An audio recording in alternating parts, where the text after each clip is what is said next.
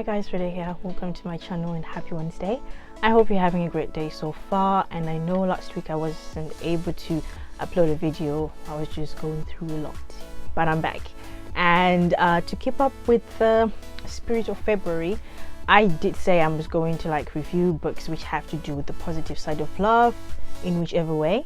And today I am going to be reviewing a book which I read quite a few years back, and I think it's going to be helpful because this is like a love letter to a fellow friend, a fellow mother, and that is Ijeawele, the Feminist Manifesto in 15 Suggestions by Chimamanda Ngozi Adichie.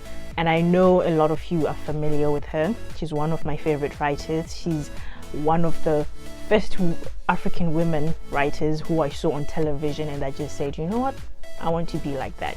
And I hope today you're going to enjoy this book review. It's been out for a very long time. I think that was around the time when Hillary Clinton was running for president, so that was like long back.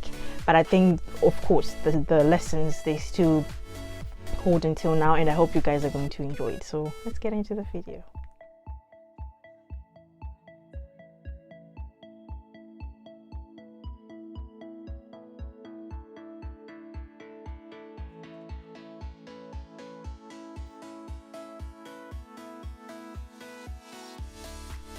So this book has 15 suggestions, so she's suggesting to a friend like what she knows about feminism and also relying on them. And it's more of like a trial and error in a way, because she says, oh, I'm also going to try them, and the first one is to be a full person. So when it comes to be a full person, I remember a few days ago I had an Instagram live with Samantha and Ijeawele, and she was talking about how she doesn't want to die only being known as an extension of someone. She doesn't want to die only being known as a mother or as a wife or as a lawyer. So to her, writing was something that that made her feel like herself, that she's her own person, and when she dies, she'll be known for that. Is Rumbizai Samantha Ashura is the writer too, also being a mother, a wife, and a lawyer. And I think that is very important, because I think we are kind of, as women, I think growing up we're conditioned to always be givers, to always be catering to other people. At some point I think we kind of forget ourselves. So I found this to be very good, because she's encouraging her friend that even when she's becoming a mother, she should be her full self. She should be a mother, she should also be her own person.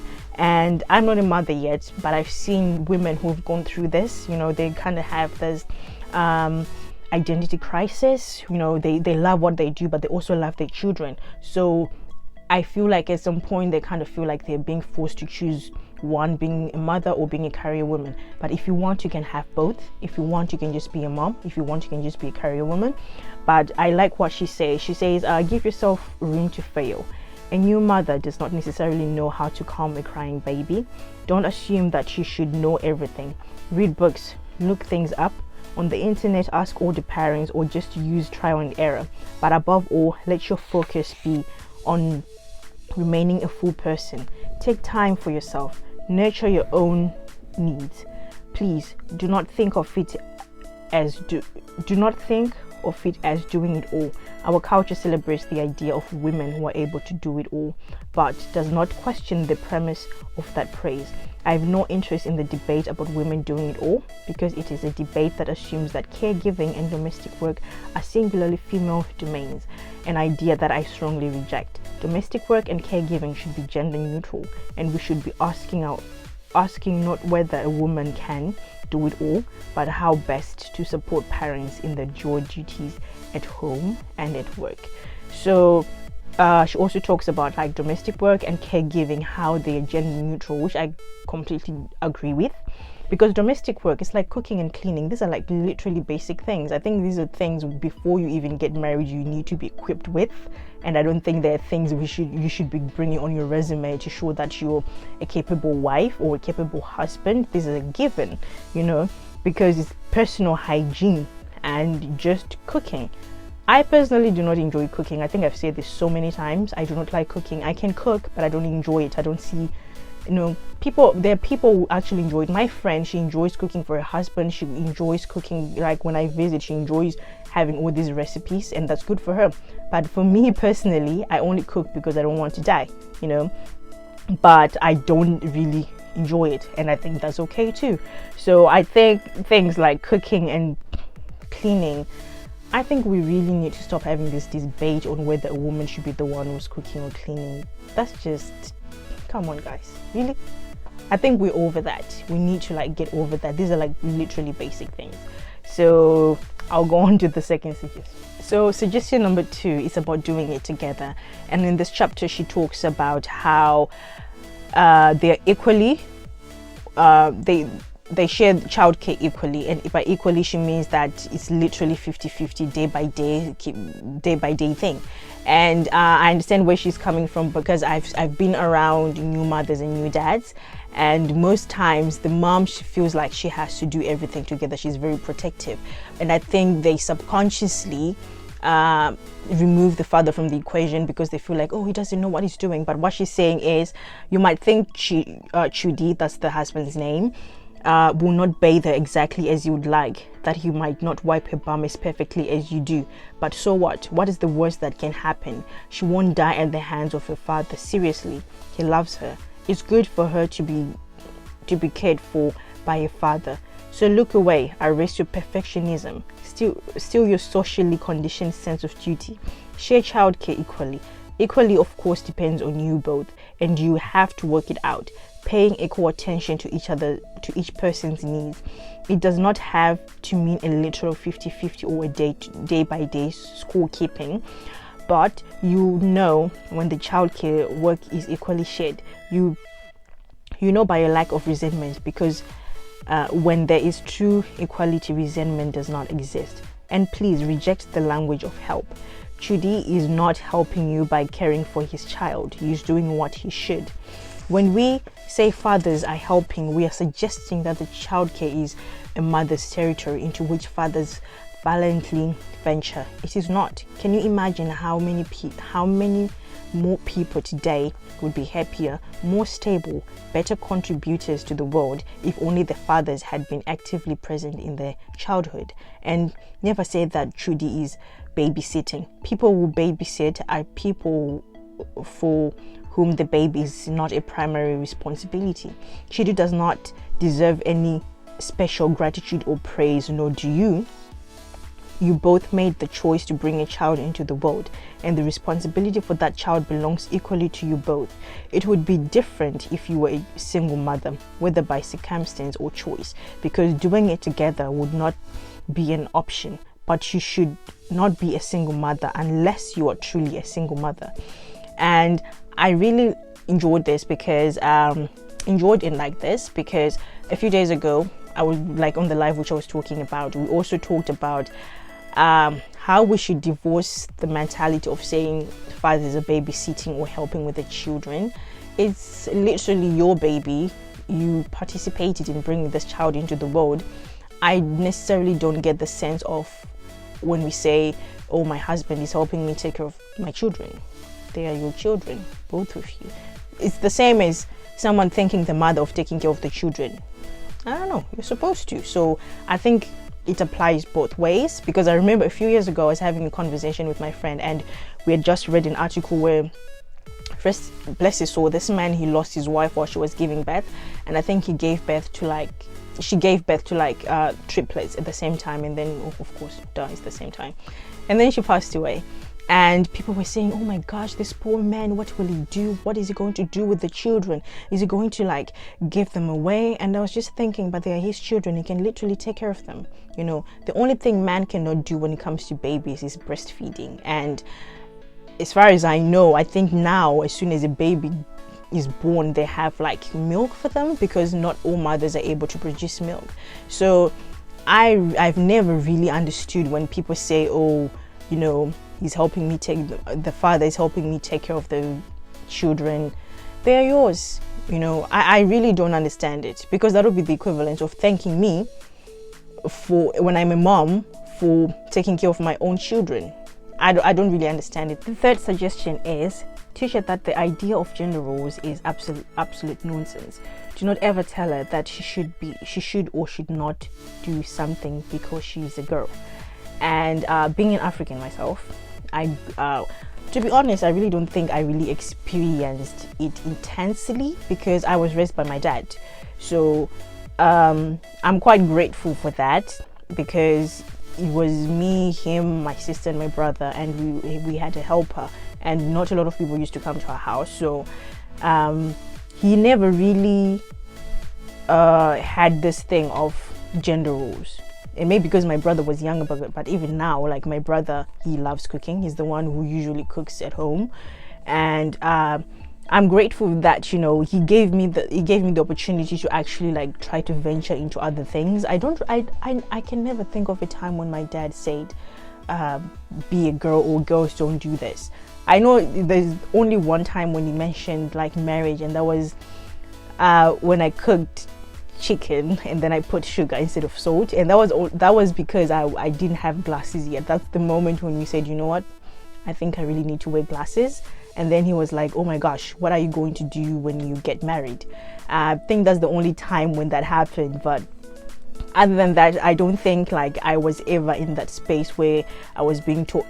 Obviously, maybe outside of the house, that's when people would like talk about these things, but at home I never really experienced it. And what she has to say about this is gender roles are so deeply conditioned in us that we will often follow them even when they chafe against our true desires, our needs, our happiness. They are very difficult to unlearn, and so it is important to try and make sure that Ijeawele, that's the daughter's name, rejects them from the beginning. Instead of letting her intentionalize the idea of gender roles, teach her self-reliance. Teach her that it is important to be able to do for herself and fend for herself. Teach her to try to fix physical things when they break. We are quick to assume girls don't do many things. Let her try. She might not fully succeed, but let her try. But buy her toys like blocks and trains and dolls too if you want to. Like I mentioned before, I actually enjoy fixing things. I find joy in that. I find joy in like if a piece of furniture comes, I'll be the first one to assemble it. And I think that's what she's trying to portray here, that, you know, girls, we don't only have to like things that we've been conditioned to like think that we like, things like cooking. Like I said before, cooking is literally a basic thing. It's not anything to do with gender roles, you know. And she also mentioned how we should also remove marriage as a prize.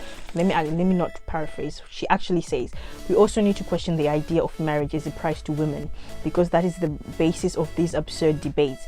If we stop conditioning women to see marriage as a prize, then we would have fewer debates about a wife needing to cook in order to earn that prize. Fourth suggestion is beware the danger of what I call feminism light. And feminism light, she says that it uses analogies like he is the head and you are the neck, or he is driving but you're in the front seat. And more troubling is the idea in feminism light that men are naturally superior but should be expected to treat women well. No. There must be more than male benevolence as the basis for a woman's well-being.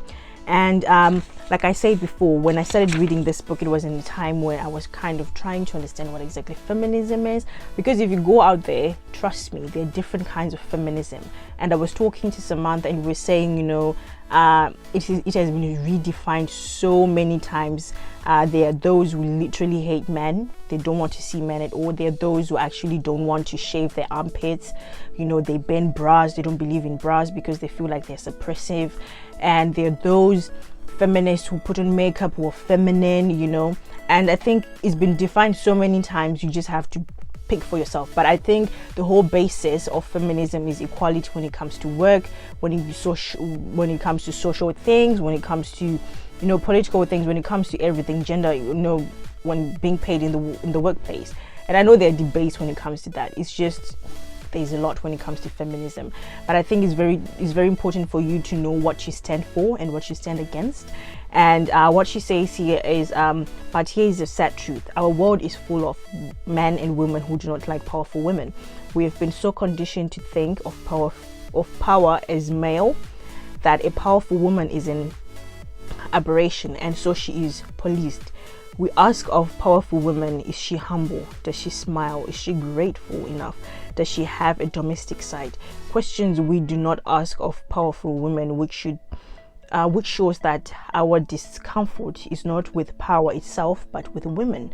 We judge powerful women more harshly than we judge powerful men, and feminism light enables this.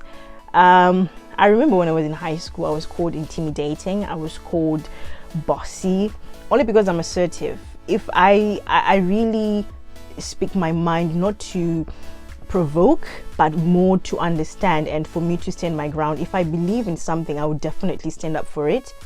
Of course, I'm open to to know more about it with new information, but I've never really been that person who steps down because I feel like I should give a boy or a man leeway for him to feel superior about himself. I remember in high school it was really a problem because I used to compete with guys, not physically, but when it came to things to do with school, I was there, and sometimes I know subconsciously I would withdraw myself because we were told not to challenge, but I would literally stand my ground. I remember in literature class, there was this time our teacher, he was saying something which was not making sense at all. And I actually said, what, to be honest, sir, this is not making any sense. Can you further explain? And then I gave my narrative of the story, because that's with literature. Your story is what makes sense to you as long as you can support it. And there was this guy who everything that he used to say, the teacher would be like, yes, we were going with that narrative. And I said, okay, no, I don't see it that way. And I literally explained to him what I was seeing. And I think the lesson dragged for a long time, and he was like, I think we should. I was like, no, I don't think we should.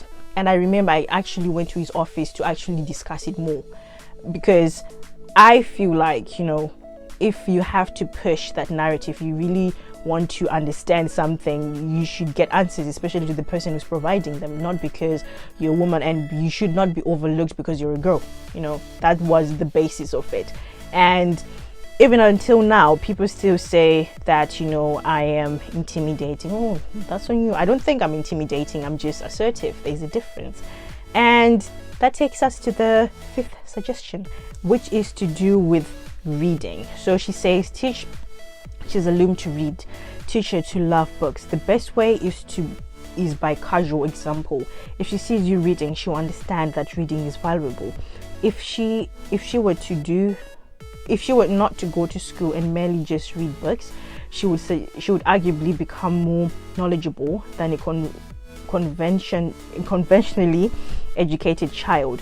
Books will help her understand and question the world, help her express herself, and help her in whatever she wants to become. A chef, a scientist, a singer, all benefit from the skills that reading brings. And I agree with this. As a book reviewer, as a writer, and as a reader myself, I think reading is very important, and it sets example for our children. And I'm super excited because now there are actually more books which have to do with children, teaching young children from a very young age. I think it's very important for us to teach them when they're very young to have a reading culture, because when you start reading, you start questioning a lot of things, and you start wanting to know more for yourself. And I think it's very, very important to read, to teach your children at a very young age, which is why I'm super excited. If you guys have any children's books, by all means, please let me know. I would love to read and to review them for other people who are looking for children's books, for them to also be aware of them. So on to the 6th suggestion. Number 6, teach her to question language. Language is a repository of our prejudices, our beliefs, our assumptions. But to teach her that, you have to question your own language. A friend of mine says she will never call a daughter princess. People mean well when they say this, but princess is loaded with assumptions of a girl's delicacy, of the prince who will come to save her, etc. This friend prefers angel and star. So decide for yourself the things you will not say to your child, because what you say to your child matters. It teaches her that she should value. That evil joke used to tease girls who are being childish. What are you doing? Do you know you are old enough to find a husband?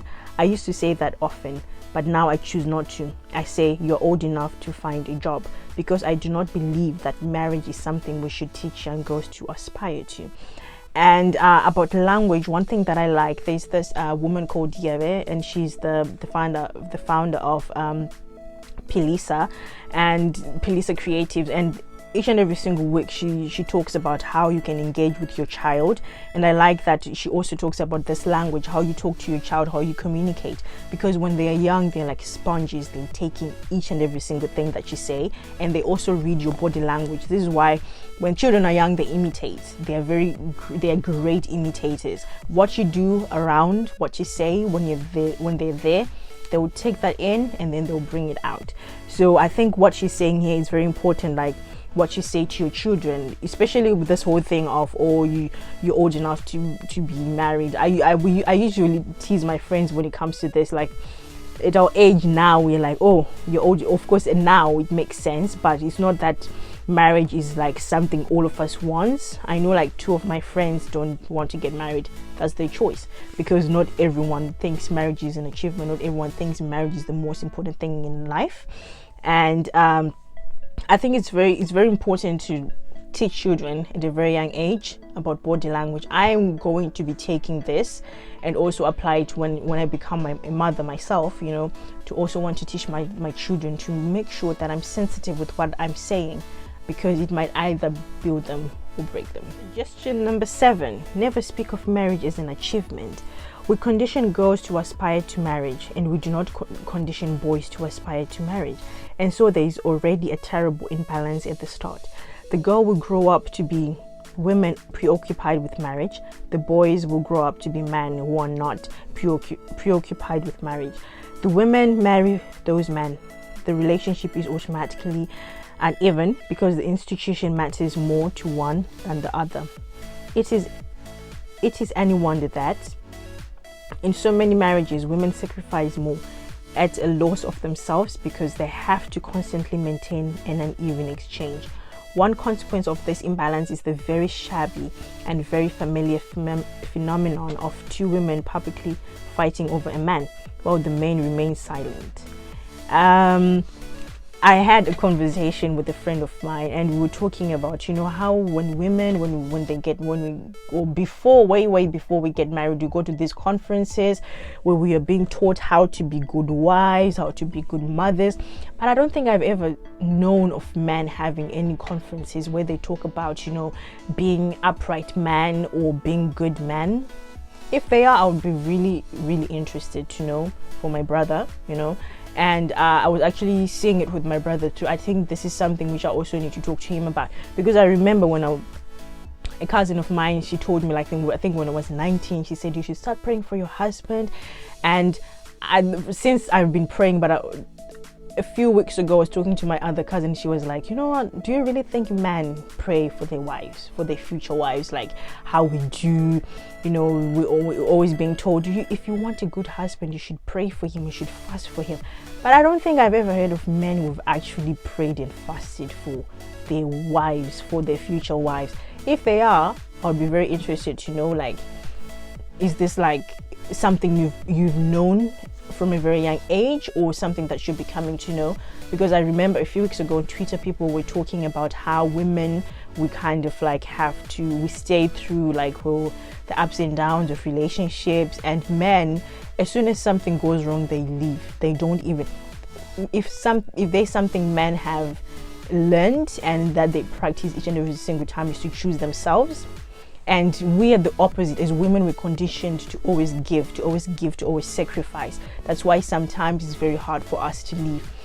And I will admit this, I'm practicing this thing of choosing myself. I'm also learning to leave, because if the situation no longer serves you, what's the point of you staying around? You know, I think I'm going into that space where I'm choosing myself more. And I think it's very important, because I think I've always had this mentality of having to sacrifice and, you know, soldiering on, you know, through the bad and the good and the bad. But now if I don't feel like it, I'm leaving. You know, it's okay, and that's definitely okay. You know, if it's not working for you, just leave. And I'm so grateful, because one of my exes taught me this. When something went wrong, you'd leave. And I'm so grateful for that, because that's something that I took from that relationship. And suggestion number 8 is teach her to reject likability. Her job is not to make herself likable. Her job is to be her full self, a self that is honest and aware of the equal humanity of other people. Remember, I told you how upsetting it was to me that our friend Shoma would often tell me that people would not like something I wanted to say or do. I always felt from her the unspoken pressure to change myself to fit some mold that would please an amorphous entity called people. And what she says about that, she talks about it more, and she says, we teach girls to be likable, to be nice, to be false, and we do not teach boys the same. This is dangerous. Many sexual predators have capitalized on this. Many girls remain silent when abused because they want to be nice. Many girls spend too much time trying to be nice to people who do them harm. Many girls think of the feelings of those who are hurting them. It is the catastrophic consequence of likability. We have a world full of women who are unable to excel fully because they have for so long been conditioned to fold themselves into shapes to make themselves likable. And I think this is where the whole thing of wifey material comes from. I think it's a trap, honestly. I think it's just a way of trying to like trap people to not be fully themselves.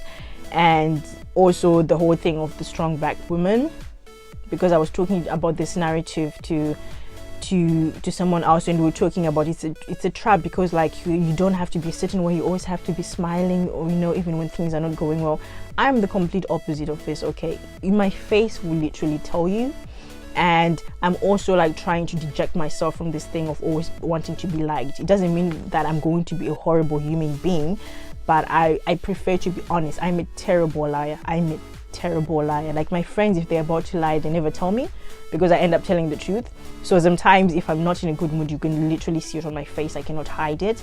And I'm actually giving myself the opportunity to be my full self, because I remember I prayed to God. I was like, you know what, God, I just want the full human experience. And the full human experience also has me to be a full human, to experience and to express certain emotions, which also have to do with anger, which also have to do with so many things, and I know that not everyone is going to like me, and that's okay. I don't like everyone, and that's okay. And I think now that I'm coming out of that moment, I'm a bit more free to be myself, because there's this thing of girls, we always want to be liked, we always want to be that good girl, all the time, but we're not. We can actually be very evil. Like I remember I talked about this on one of my videos, is women who can be very, very vile, and because society wants to portray us as, there's as women who, it's like we're, how do I say, delicate in a way, but we're not at all. So I think it's very good to like have the whole human experience yourself, do know yourself inside and out, and you will find out some scary things about yourself. There's some things which I found out about myself which I'm like, okay, all right, I don't think I want you to know that, but I had to. And it's a very exciting journey getting to know myself for myself, because now I know when something happens, I know why I'm doing it, I know where it stems from. So I think it's very important. You're not going to be liked by everyone, and that's okay. Just release yourself from that. Suggestion number 9, give Chizalume is the baby girl who was just been born, for those who might get confused. And give Chizalume a sense of identity. It matters. Be deliberate about it. Let it grow up to think of herself as, among other things, a proud Igbo woman. Be deliberate also about showing her the enduring beauty and resilience of Africans and of black people. Why? Because of the power dynamics in the world. She will grow up seeing images of white beauty, white ability, and white achievements, no matter where she is in the world. It will be in the TV shows, It will be in the TV shows she watches, in the popular culture she consumes, in the books she reads. She will also probably grow up seeing many negative images of blackness and of Africans. Teach her to take pride in the history of Africans and in the black diaspora. Find black heroes, men and women in history. They exist. You might have to counter some of the things she will learn in school. The Nigerian curriculum isn't quite infused with the idea of teaching children to have a sense of pride in their history. So her teachers will be fantastic at teaching in mathematics and science and art and music, but you have to do the pride teaching yourself. Teach her about privilege and inequality and the importance of giving dignity to everyone who does not mean her harm. Teach her that the household help is human, just like her. Teach her always to greet the driver. Link these expectations of her identity. For example, say to her, in our family, when you're a child, you greet those older than you no matter what job they do. Give her an Igbo nickname. When I was growing up, my aunt Gladys called me Ada Obodo DK. I always laughed that. Apparently my village Ezi Aba is known as the land of warriors, and to be called daughter of the land of warriors was deliciously heady.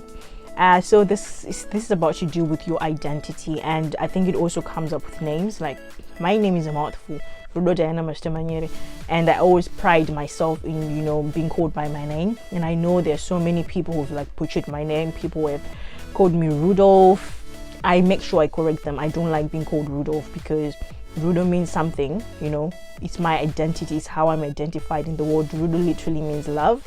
So I think it's very important. Like I always say, presentation matters. This is the reason why I started having this channel. It's because I wanted African writers to also know there are other fellow African writers who are doing it there, who are doing it big, and for them to also, you know, get a sense of identity and for them to also see themselves there. So that's chapter 9, and now on to suggestion number 10. Chapter number 10 is to do with appearance and encouraging her to participate in sports, because I know as women there are sports which they say, oh, they're not for women, they're not for, you know, girls should not be playing this kind of sports. But she's saying be deliberate about how you engage with her in her appearance. Encourage her participation in sports. Teach her to be physically active. Take walks with her, swim, run, play tennis, football, table tennis, all kinds of sports. And she also goes on to say, if she likes makeup, let her wear it. If she likes fashion, let her dress up. But if she doesn't like either, let her be. Don't think that raising a feminist means forcing her to reject femininity. Feminism and femininity are not mutually exclusive. It is misogynist to suggest that they are. Sadly, women have learned to be ashamed and apologetic about pursuits that are seen as traditionally female, such as fashion and makeup. But our society does not expect men to feel ashamed of pursuits considered generally male: sports, cars, certain professional sports. In the same way, men's grooming is never suspected in the way women's grooming is. A well-dressed man does not worry that because he's dressed well, certain assumptions might be made about his intelligence, his ability, or his seriousness. A woman, on the other hand, is always aware of how a bright lipstick or a carefully put together outfit might very well make others assume her to be frivolous. Never ever link Chizalume's appearance with morality. Never tell her that a short skirt is immoral. Make dresses a question of taste and attractiveness instead of a question of morality. So this touches on how, as women, when we wear something short, we're being called, you know, names. We're being told that we're not women enough. Women should cover up their bodies, and if you want to, that's you, and if you don't, that's your body.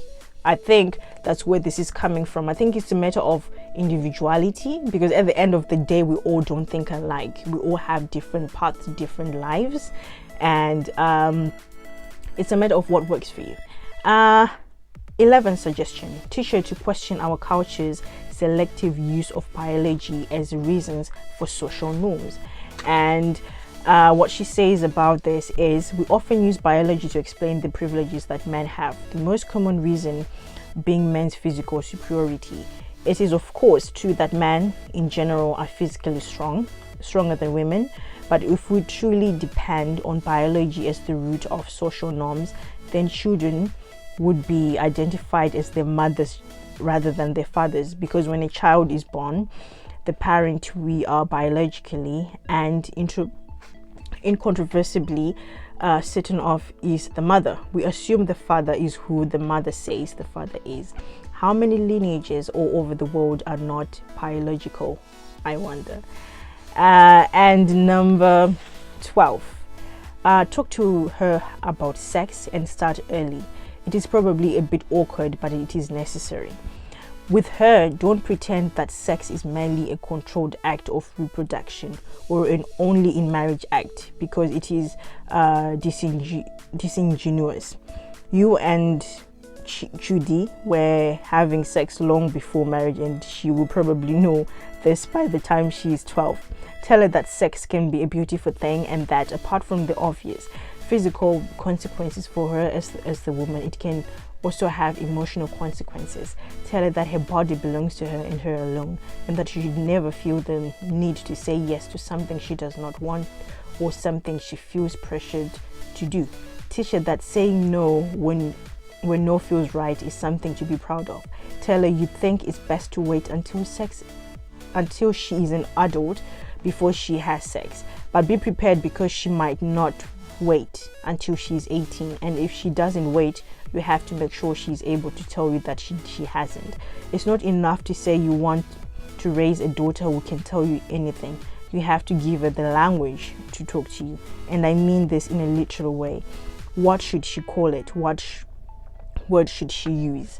And growing up in an African household, I don't think I've ever talked about sex with my parents. Well, first of all, my dad is the one who raised me, so that's definitely out of the question. If I were ever to say, oh, father, can you tell me more about sex? My gosh, I don't know if he was going to like blow up or what, but I've never had a conversation about sex with my parents, and I know most African children have never had conversations about sex with their parents. I know amongst my friends, none of us ever had that, and it's so funny and weird, because after when you're grown, all of a sudden they're like, oh, we want grandchildren.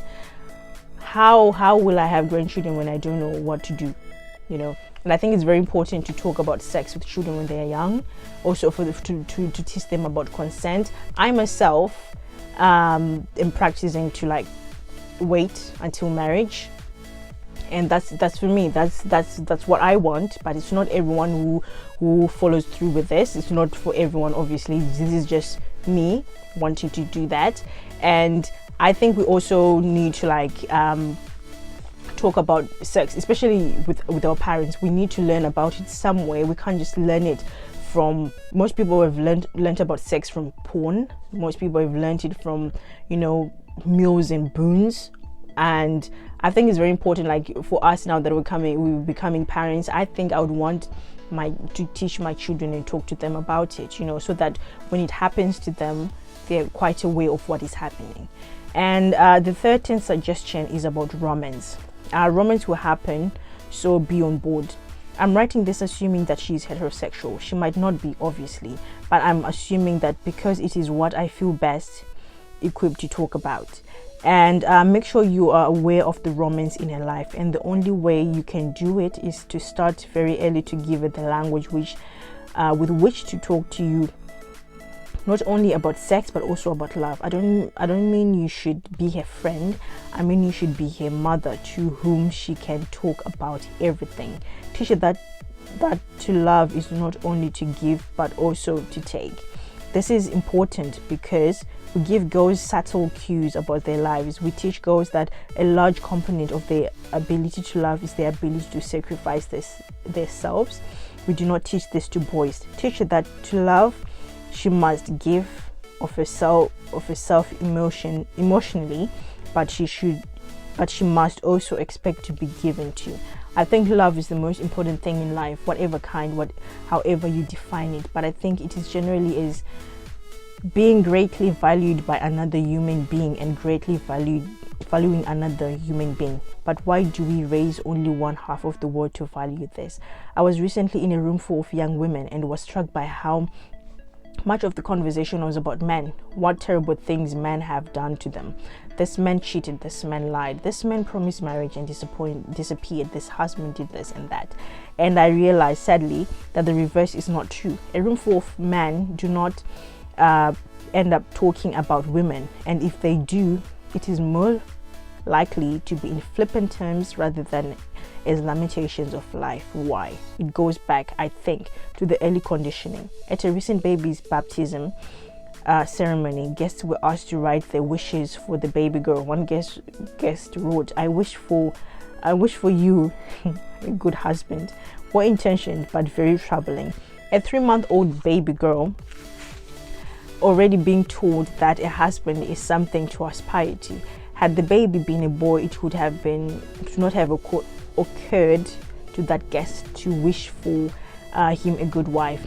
And speaking of women lamenting about men who promise marriage and then disappoint them, isn't it odd that in most societies in the world today, women generally cannot propose marriage? I know this is going to raise so many questions, because I know so many women are against proposing to men.